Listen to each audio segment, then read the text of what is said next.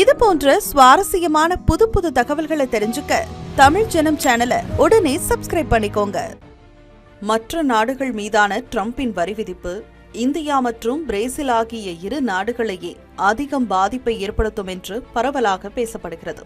பிரேசிலுக்கான அமெரிக்காவின் வரி விதிப்பு வர்த்தகத்தை விட அரசியல் பழிவாங்கல் என்று கூறப்படுகிறது. ஆனால் ட்ரம்பின் வர்த்தக நிபந்தனைகளுக்கு பிரதமர் மோடி தலைமையிலான மத்திய அரசு ஒப்புக்கொள்ளாததே இந்தியாவின் மீதான 50% வரி விதிப்புக்கு காரணம் என்று தகவல்கள் வெளியாகியுள்ளன. இந்தியா எப்படி அமெரிக்காவின் வரி விதிப்பை சமாளிக்கப் போகிறது என்ற கேள்வி பல்வேறு தரப்பிலிருந்தும் எழுப்பப்பட்டன. அமெரிக்காவுக்கும் சரி, கேள்வி எழுப்பியவர்களுக்கும் சரி, எந்த பதிலும் சொல்லாத பிரதமர் மோடி இந்த ஆண்டு சுதந்திர தின உரையில் நாட்டு மக்களுக்கு தீபாவளி பரிசாக ஜிஎஸ்டி வரியில் சீர்திருத்தம் வருகிறது என்று அறிவித்தார். தொடர்ந்து நாட்டின் வரி கட்டமைப்பை எளிதாக்கும் வகையில் புதிய 2 அடுக்கு ஜிஎஸ்டி 2.0 செப்டம்பர் 22ஆம் தேதி முதல் அமலுக்கு வரும் என்று மத்திய நிதியமைச்சர் நிர்மலா சீதாராமன் அறிவித்துள்ளார்.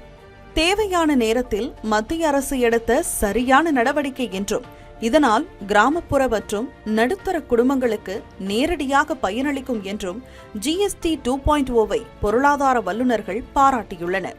2017ஆம் ஆண்டில் அறிமுகப்படுத்தப்பட்ட ஜிஎஸ்டி 1.0 ஒரு நாடு ஒரு வரி என்று நாட்டை ஒருங்கிணைத்தது. தற்போது அறிமுகப்படுத்தப்பட்டுள்ள ஜிஎஸ்டி 2.0 வரி செலுத்துவோரின் வாழ்க்கையை எளிதாக்குவதுடன் நுகர்வு மற்றும் பொருளாதார வளர்ச்சியையும் அதிகரிக்கும் என்று கணிக்கப்பட்டுள்ளது. இந்தியாவின் பொருட்களின் ஏற்றுமதி மொத்த உள்நாட்டு உற்பத்தியில் 11% மட்டுமே. அதே நேரம் உள்நாட்டு நுகர்வு நாட்டின் மொத்த உள்நாட்டு உற்பத்தியில் 61% ஆகும். இந்த ஜிஎஸ்டி சீர்திருத்தங்கள் நடப்பு நிதியாண்டில் நாட்டின் மொத்த உள்நாட்டு உற்பத்தியில் 30 அடிப்படை புள்ளிகள் வரை அதிகரிக்கும் என்றும் மதிப்பிடப்பட்டுள்ளது.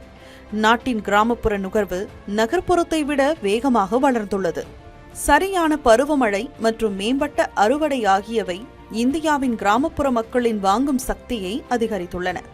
எனவே ஜிஎஸ்டி 2.0 சீர்திருத்தம் நாட்டில் ஏற்றுமதியில் ஏற்படும் இழப்பை உள்நாட்டு நுகர்வால் சீரமைக்கும் என்றும் பொருளாதார வளர்ச்சியை 0.5% வரை அதிகரிக்கும் என்றும் கூறப்படுகிறது. உலக நாடுகள் மீதான ட்ரம்பின் பரஸ்பர வரி விதிப்பால் உலகளாவிய வர்த்தகம் நிலையற்றதாக உள்ளது. அதன் விளைவாக ஏற்றுமதி சந்தைகள் நிச்சயமற்றதாக உள்ளது. இந்நிலையில் இந்தியாவில் வரி குறைப்பு வெளிநாட்டு முதலீட்டை தக்க வைக்கவும் அதிகரிக்கவும் உதவியுள்ளது. இதற்கிடையே மத்திய ரிசர்வ் வங்கி பணப்புழக்கத்தை அதிகரிப்பதற்காக ரொக்க இருப்பு விகிதத்தில் குறைப்பு நடவடிக்கையை தொடங்கியுள்ளது. 4 கட்ட குறைப்புகளில் முதல் கட்டம் கடந்த சனிக்கிழமை முதல் அமலுக்கு வந்துள்ளது. இதன் மூலம் வங்கிகளுக்கு 70,000 கோடி ரூபாய் வரை கூடுதல் பணம் கிடைக்கும் என்று எதிர்பார்க்கப்படுகிறது. வங்கிகளில் பணப்புழக்கம் அதிகரிக்கும் அதே வேளையில் மக்களுக்கும் கூடுதல் கடன் கிடைக்கும் நிலை ஏற்பட்டுள்ளது. இந்த சூழலில் கடந்த ஆகஸ்ட் மாதம் ஐரோப்பாவுக்கான இந்தியாவின் டீசல் ஏற்றுமதி 135% அதிகரித்துள்ளது. சராசரியாக ஒரு நாளைக்கு 2.42 லட்சம் பீப்பாய்கள் ஐரோப்பாவுக்கு ஏற்றுமதியாகிறது. முன்னதாக எண்ணெய் வாங்க சொல்லி இந்தியா யாரையும் கட்டாயப்படுத்தவில்லை என்று மத்திய வெளியுறவுத்துறை அமைச்சர் தெரிவித்திருந்தது குறிப்பிடத்தக்கது. நேற்றொரு பேச்சு இன்றொரு பேச்சு என்ற அமெரிக்க அதிபரின் மனநிலைக்கு ஏற்ப எந்த முடிவும் எடுக்காத பிரதமர் மோடி உள்நாட்டு பொருளாதாரத்திற்கு நிலையான வளர்ச்சி பாதையை வகுத்துள்ளார்.